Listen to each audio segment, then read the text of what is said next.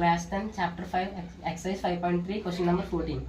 Find the sum of odd numbers between 0 and 50. Odd numbers between 0 and 50. 1, 3, 5, 7, 9 and so on 49. The first term A is equal to 1, B is equal to 2, An is equal to 49. We know that An is equal to A plus n minus 1 into D. An is equal to 49. A is equal to 1 plus n minus 1 into D is equal to 2.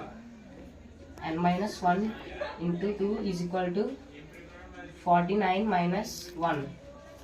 N minus 1 into 2 is equal to 48. N minus 1 is equal to 48 by 2. 2 ones are 2 24s are. N minus 1 is equal to n is equal to 24 plus 1. N is equal to 25. Therefore, there are 24 odd numbers between 0 to 50. We know that Sn is equal to n by 2 into 2a plus n minus 1 into d. S25 is equal to 25 by 2 1 plus n 25 minus 1 into 2. S25 is equal to